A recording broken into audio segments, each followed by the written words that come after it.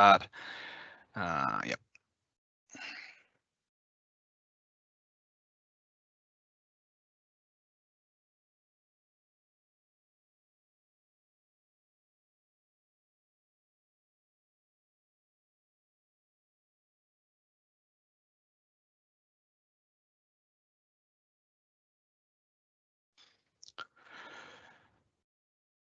Good morning. This is the Utilmate Work Smarter, Not Harder webinar. We'll be starting in just a couple of minutes.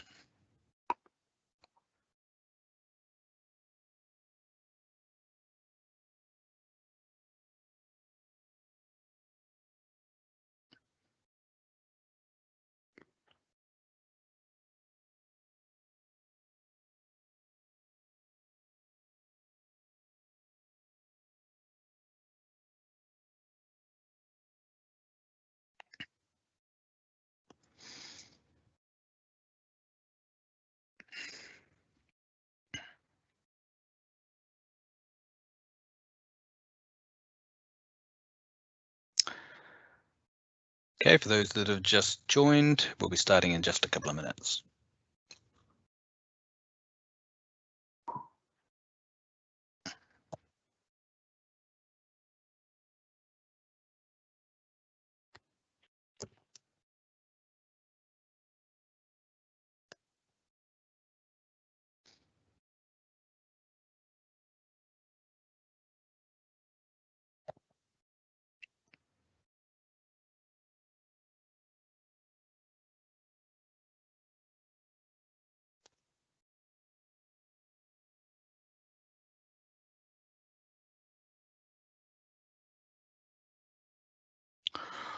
All right, we will get started.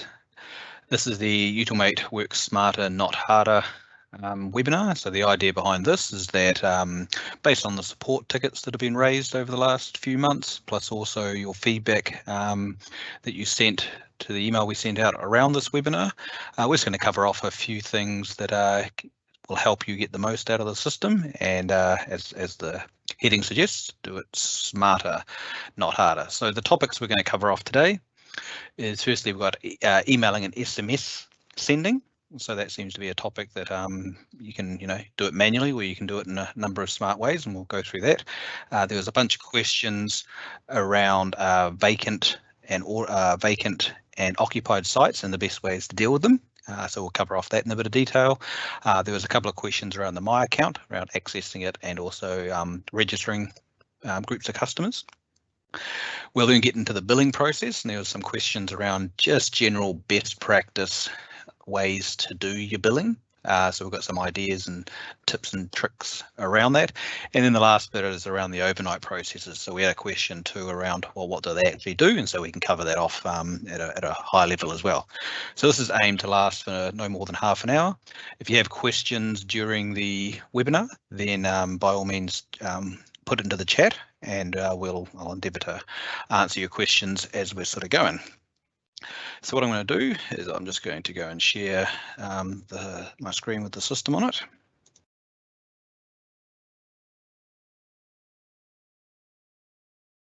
Okay, you should see the CRM now. Great. All right, so the first bit here is around one-off emails, around emailing and SMS sending in general. So what I've got here is I've just gone and searched in our Sandpit environment just for Homer Simpson. So if we go to him and have a look. So firstly, I want to cover off one-off sending of emails, right? So at any time you can send Homer or any customer a one-off email. And to do that, we're going to the notifications section on the left here and into emails. Right, so once you're in there, obviously you're going to see any previously sent emails. So this is a list of all the previously sent ones. As you probably already know, you can see things in here like whether they've opened the email, whether it was delivered, bounced, etc. And there's a whole bunch of help material around that in our knowledge base around what these statuses mean, but they're a very useful tool for knowing if a customer actually got an email. The other thing you can actually do in this screen here is you can click on, anytime you see this little, it's meant to be a newspaper, this little icon here, you can actually click on that and see a full history of those emails. So you can not only see the latest status, which is what we've got here, but the actual status as it goes through. So you can see the time stamps that a customer actually received the email and did open it. So what the other thing we can do in this screen is we've got the send receive button on the right here, you can see. So if I click on that, I've got a couple of options in the drop down. I can send a new letter, which means we can use one of the pre-existing templates and send it to the customer. I can also resend a previously sent email. So that's something obviously that we've already sent to the customer. We can resend it. And the last option is I can actually write a blank or a default email with free text to that customer. So if we just choose the first one here, sending a new letter. So when I click that and go next, what I get in my next drop down, these are all your templates that are available. So your list might look a little bit different to this, but the common ones here is you can send them a reminder notice, you can resend them a welcome letter, a hardship letters. There's all sorts of things in here, but these are all your templates. For those of you that aren't quite so familiar, everyone has got a set of folders that looks like this. You might use Google Drive or OneDrive, but in the end, you'll get a set of folders that looks like this. Okay, and what you've got in here is a templates folder, and this is where all your templates reside. So you'll have these are your reminder letters, your hardship notices, your welcome letters, etc. And so when you send one of these letters out of the system, it's going to be picking this template and sending it to the customer. Right, so all you have to do is you have to go, I'm going to send a, let's say a first reminder notice and go finish. So that will merge all the information in, the customer's name, address, all that kind of stuff, and it'll send that customer or put it in your email queue, a first reminder notice. The other option here is you can resend one. So if I go resend, it's going to give me a list of things that have previously been sent to the customer. And so I can resend a piece of correspondence that's been sent. So if the customer says, hey, I didn't get that invoice last week, can you resend it to me? That's as simple as doing that. You can click on here, resend it. And the last bit is writing a blank email. So in here, basically the idea is you can type in the subject, hi there, hope you're well, etc. Right, so you can type whatever you want in here. What that's going to do in the background is it's going to go on a template that looks like this. So again, it'll have your brand and logos and everything, but whatever you type in the subject will go in the subject of the email. Whatever you type in that box is going to go in the free text. So it goes on your letterhead and looks all professional and really nice, but that is what the customer will see. Oh, I just realized I don't think you saw that screen. Let me just share my, let me just change my sharing option here.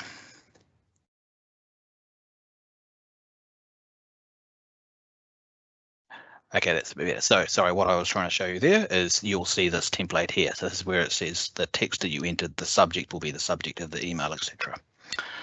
All right, so that's the last bit there. So that's how to send a one-off email to a customer. Equally, you can do a one-off SMS. So if I click on the SMS option on the left here, I can send an SMS. Now, obviously, an SMS is a lot easier. So you can basically pick the phone number you want to send it to, and you can write a message. Now, obviously, be careful of spelling mistakes and messages and things like that, but it's as simple as entering a SMS message in here and going finish, and that will send the SMS. Now, not all of you will have SMS enabled, so if you do want SMS turned on, you just send us a support ticket and we'll make sure that's turned on for you. The majority of customers do, but some of you may not.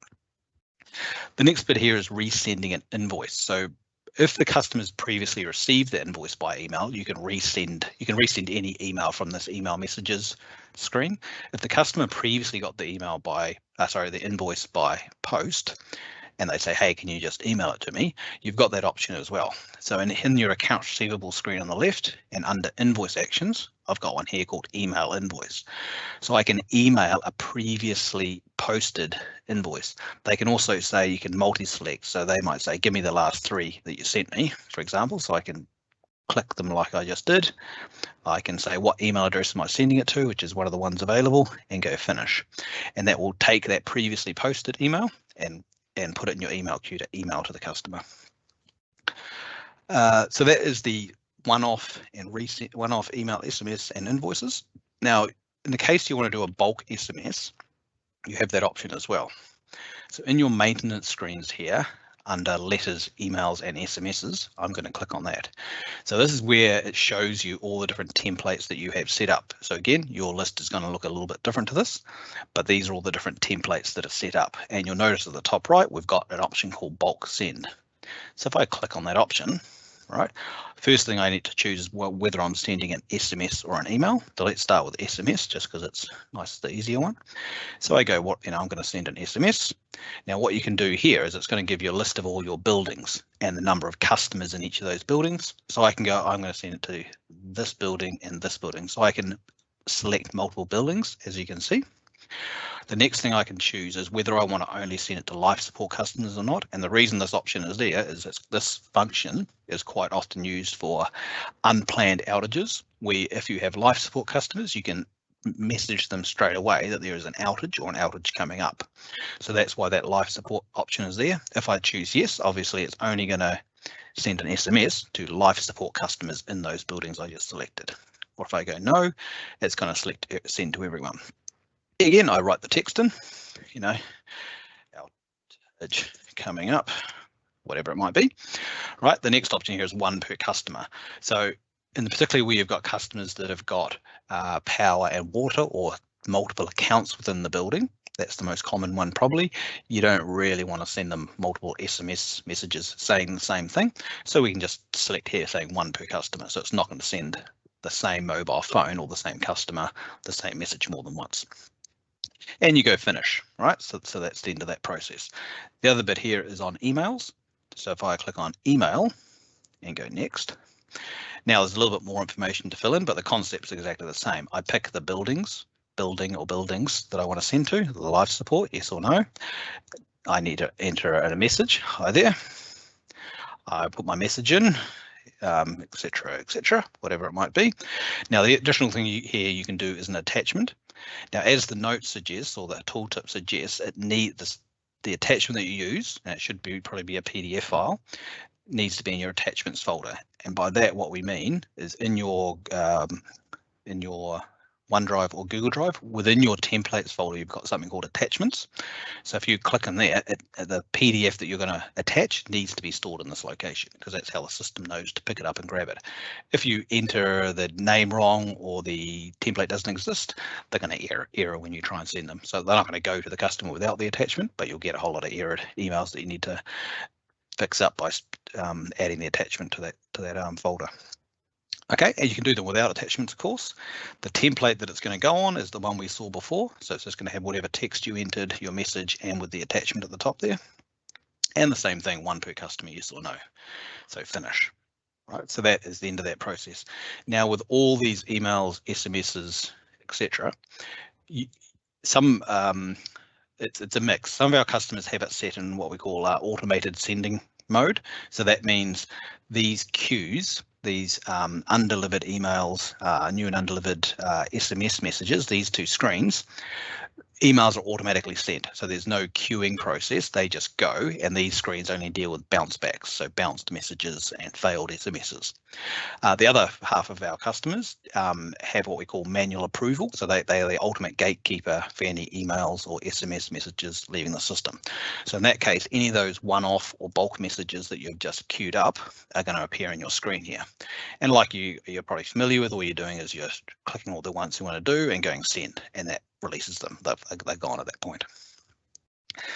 The last bit in this area is around printing and posting. So it's can be another bit of a painful process, and there's tips and tricks and ways to automate it.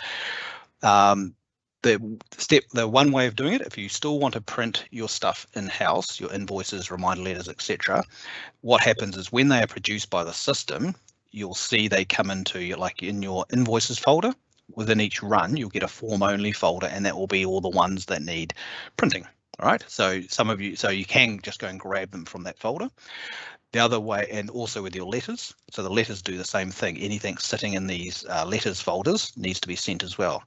So if you still want to print in-house, we can make it a lot easier by just creating what we call a print folder here, and we automatically put anything that needs to be printed into this folder. So the idea of this is you can shift-click all the PDFs or documents that exist in here, send them to a printer and print them and post them, and they're gone. Right, so that's one way of keeping them all in one place, and the idea is you just keep this queue or this folder clear. All right, so anything's in here that needs to be printed and posted, delete them when you're finished because we've got copies elsewhere, and you just keep this clear. So it's a very simple way of managing your print and post documents. If you want to go a little bit more automated, we integrate with something called Bing Mail. So under your add-ons menu here, we've got something called Bing Mail, which is this one here.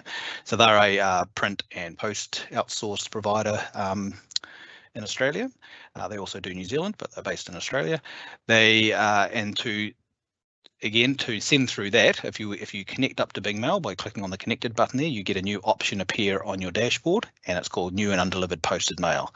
And as the name suggests, it's exactly the same as SMS or email, that any posted messages that need to go appear in the screen, and you do the same thing. You click the ones you want to send and you go send.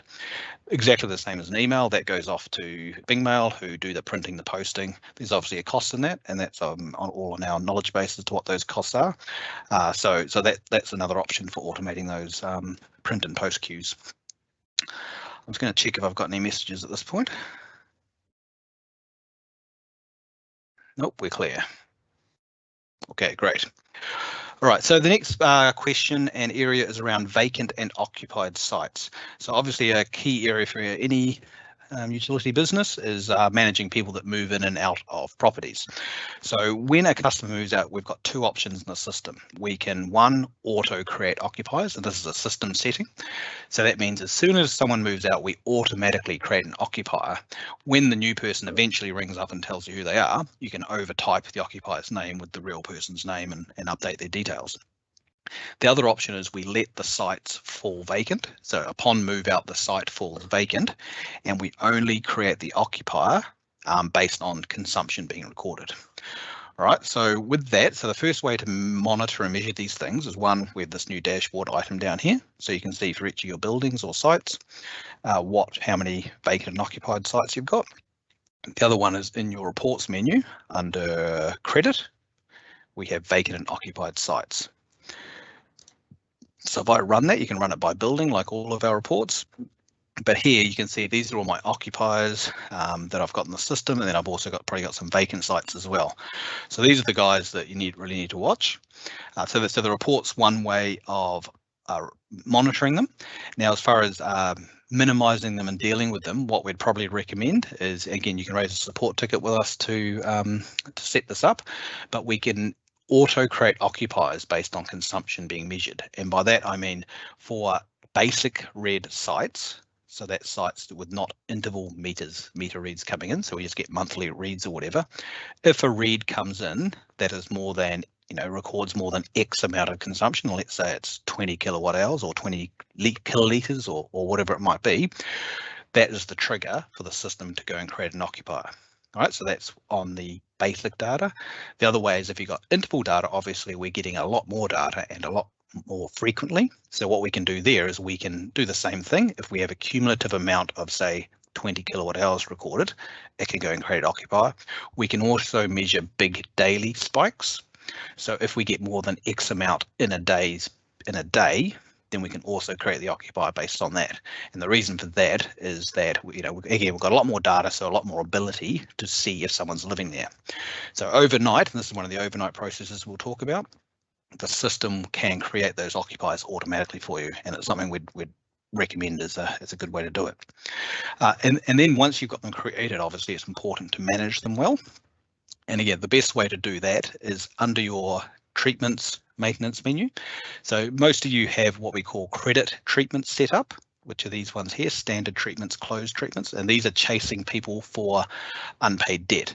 Now, an occupier that's just moved in doesn't owe you any money, but they, you don't know who they are, so they're a credit risk for you. So we can create another treatment cycle, and I think I've got some down here, do I? Here we go, some what we call occupier treatment cycles. Now these aren't based off debt, they're just based off the fact that it is an occupier. So as soon as we get the occupier, we can send them a letter to say, hey, tell us who you are. Then you send them a bit more of a threatening letter to say, hey, tell us who you are or we'll cut you off. And then ultimately you can disconnect the site. Right, so it all goes hand in hand with creating the occupier as well, and then also treating them well. And again, in your templates folder, you'll notice we've got some occupier treatments in there for you. So we've got some, where are they? Here we go, occupier disconnection notice, reminder notice, etc. So we've got some templates sitting there for you.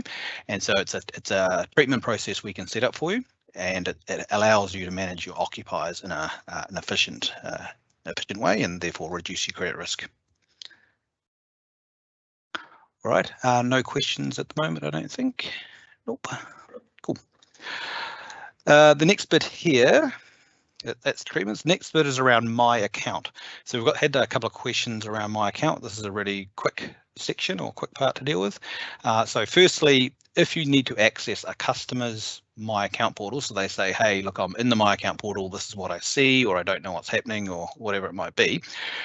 On your contact details screen on the left, you've got a button here called My Account. If you click on that, that will log you in as the customer. All right, so that will log you into the My Account as the customer, and then you can talk them through whatever they're having problems with or whatever they need to see. So that's one way to log in as a customer. The next bit here is around bulk registering. So there's a number of ways you can register customers for the My Account, and by that what I mean is in your My Account portal here. So everyone's looks a bit different, but you have an option to create your login. So you can leave it to customers to create the login if and when they want, right? So you can just say, hey, in your welcome pack, you can just say, hey, we've got our My Account, go and register if you want to, and you can just leave it up to them. That's option A, and that's probably what a good majority of our customers do. The other option is you can auto register people when they move in. Right, so in addition to getting the welcome letter, they get a, hey, this is your My Account login as part of the move-in process, right? And so that basically does this job for them. It just says, hey, look, we've just gone ahead and registered you. If you are subsequently turning a My Account portal on, or you want to increase its usage, the other thing we've done for a number of customers recently is bulk registering them for the My Account. And by that, what I mean is for everyone that hasn't registered in the system, we send an email that looks like this, right? So it's a bulk email. We say, hey, this is our My Account. This is what it does for you. Here's your details. Go for it. And what we've found is we get about a 25% hit rate, and that is customers that actually get it and then subsequently log into the My Account. Right, so 25% of people that get this then go along into the My Account. Hopefully that means they then go and set up a direct debit, or they pay their bills more frequently, or they don't call you as often, or all that kind of good stuff. But that's what we see as a result. Okay, the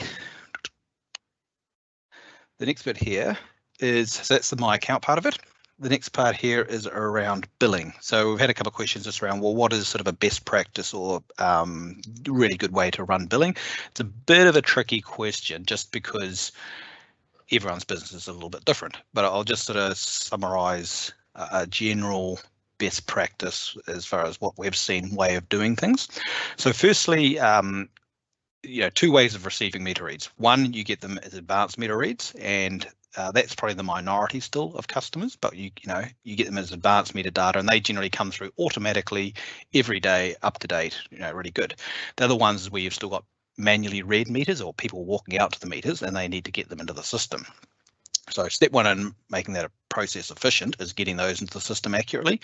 So the system obviously needs a CSV file coming into this folder to start the process off. The sooner you can get that in, that's largely on you to automate that process or do that as efficiently as possible. What we're working on at the moment, and this is our development environment here, is we're working on a mobile-friendly meter read entry screen. So it'll be something that you can give to meter readers that are out in the field to allow them to enter meter reads straight into the system. So it avoids the double handling, the need of a spreadsheet and then going into the system. So they'll need a mobile phone or a tablet or even a laptop to do it. But we're just working on that, and that'll probably be in our next release or two that'll be available. So that will help us get reads into the system quickly. Once they're in the system, right, most of our customers, and what we recommend is working off something called billing days. This is where every building or every site has a billing day, and this is this bit here where you decide what day you want to bill. So if I decide, look, tomorrow I'm going to get the reads for this site here and I want to bill it, you're coming in here and you're putting the day in. So tomorrow's going to be the 10th of June, so I just put the 10th, right? It's going to stay as the 10th, so it assumes on the 10th of every month you're going to be billing that building. Then what we can do is, rather than someone coming in and running their transactions, so the invoicing process is a two-step process. But rather than someone coming in here and going run transactions and waiting for it to finish and that sort of thing, we can just schedule that, right? So we just schedule that for say 5 o'clock in the morning or 6 o'clock in the morning before your guys even come into the office. So it's all done. What that's going to do is it'll generate transactions for the buildings that you've picked as the billing day, where I said it before. So it's going to say I want to build that building. Also any final bills. So regardless of the building, it'll pick up all your final bills. So therefore, when people come in the morning, people come in at 8:30 with their coffee, the transactions are done, they'll have the report sitting in their folder, and also the next bit is the billing exceptions. So what we generally recommend with billing exceptions is that if you're billing less than 100 accounts in a billing run at a time, it's probably not worthwhile doing billing exceptions. If you're doing over that number, it's probably worthwhile setting up billing exceptions. And the way they work is if I click on them here, it pulls aside the ones that look a bit strange. And the example I've got here is the number of billing days is less than 16. I've got number of billing days is greater than 38, net revenue amounts greater than 500, etc. If it's caught up in billing exceptions, it's not going to proceed onto the invoicing until it's approved. Now, because the transactions have been run, you've got your billing exceptions, people can work on those through in between phone calls or in the morning or whatever, and then you just have a time where you go, look, we're going to be doing the invoicing at say 2 o'clock in the afternoon. So, and the invoicing is a very simple step of just running it. That is all it's doing is producing the PDFs and updating the ARs. There's no manual actions required, and putting the emails into your queues. So you could run that at say 2 o'clock each day and then fire out all your emails straight afterwards or whatever, and that's sort of your billing process done. Yeah, so that's that one there in a nutshell. Let me just let's check these questions that have come in.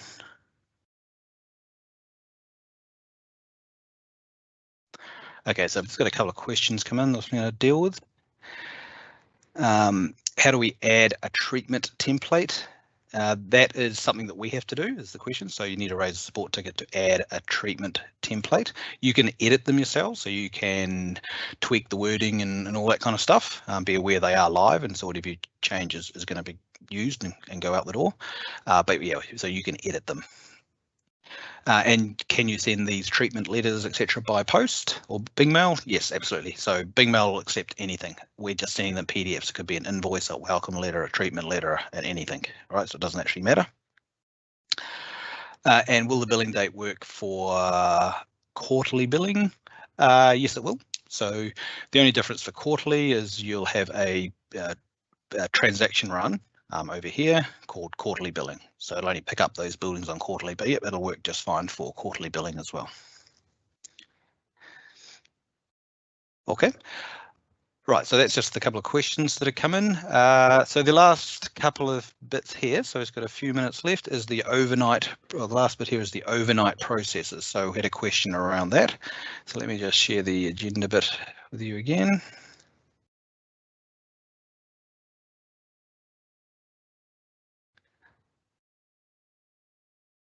Okay, so you see that. So what we've got in the notes here, so every night at 1 in the morning or thereabouts, we have some overnight processes that run. The key things that does is it re-ages all your customers. So in your age trial balance reports, we have a current balance and overdue balance plus a 30, 60, 90, 90 plus balances, which is your normal accounting stuff. It's the overnight processes which keeps that up to date. So we're monitoring, what buckets the debt falls into for your accounting processes. It also rolls the end of month when it is an end of month. So obviously only does that once per month, but it rolls the end of month. The other thing it does is it's generating all your direct debit receipts. So for those of you that do direct debits, it's the overnight process that goes and works out who needs to be paying by direct debit and creates those direct debit batches. It tries to process any imported reads, and by that I mean when you import a bunch of reads. So you've got it here, you get them to your imported reads screen in your dashboard. So any ones that are sitting in there unprocessed, it has a go at processing them. If they already had read errors on them, they're probably just going to error again unless someone's done something with them. But it'll retry to process any in that screen. It's also going to try to aggregate any AM raw data. So to explain, when we get interval data in, we get obviously every 15 or 30 minutes, and we try and roll that up to a period, being a peak, off-peak, shoulder, all day, whatever it might be. So we try and do that. So any data that's come in that hasn't been able to be successfully aggregated up to that level, ready for billing. It has another go at doing that overnight. It updates all your account statuses from pending or open or closed. So when a customer is moving out in the future, it says pending move out. When the date comes around that they have actually moved out, it changes them to closing. And same with opening, you go pending move in and then open. So it's the overnight processes that do that. It checks on the status of all your queued SMS messages. So when you send an SMS message, it goes to a status of queued, which means we've given it to the telco networks out there and we're waiting to hear back if it got through. So you can check that any time by doing a request status in the undelivered SMS screen, but it also does it overnight. So anything that's sitting there queued or not yet delivered, we go and check on it again to see if it has actually been delivered. And the last thing it does is a bunch of IT things around indexing, maintenance in general, system health, IT sort of improvement sort of stuff, in addition to backups and all that sort of other fun IT stuff. So that's sort of broadly what the overnight processes do. Now, with I guess another question that's come in around SMS. With SMS, there's a delay sending for outages. Can it be immediate? It's a good question, actually. So yes, it can be immediate. So in the system, we have a setting. I'm not sure if it's displayed. Let me just check here. Where we set the time for the SMS to be sent.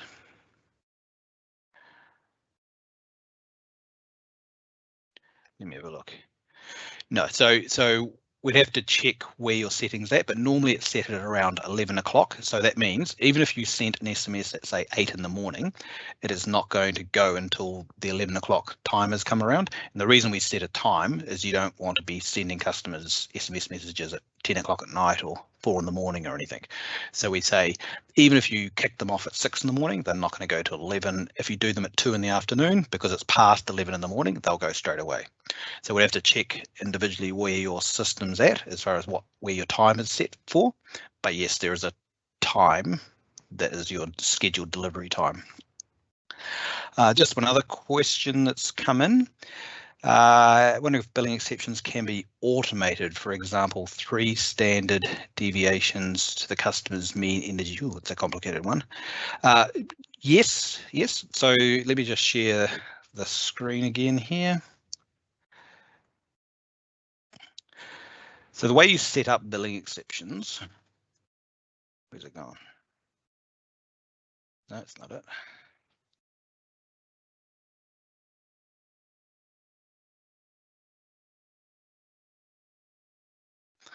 Desktop, I don't know where I've done with it. Here we go.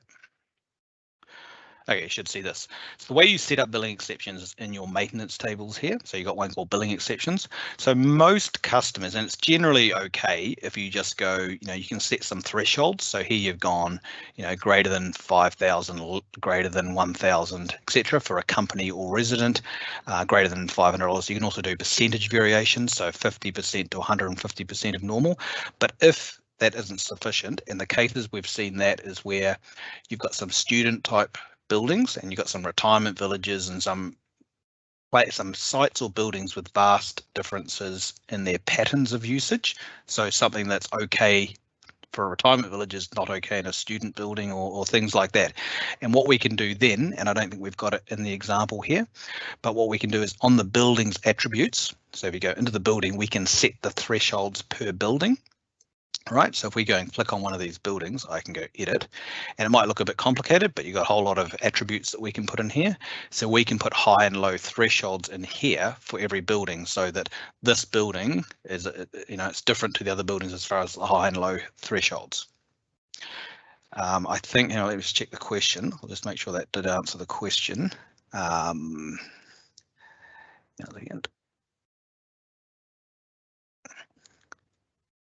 So standard.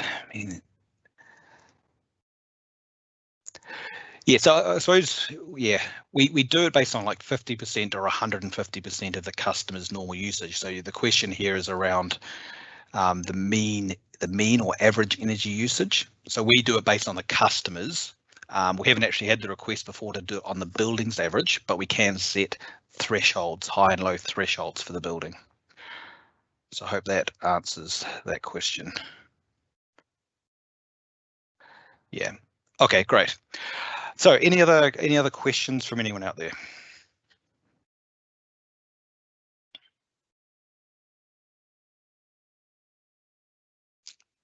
No.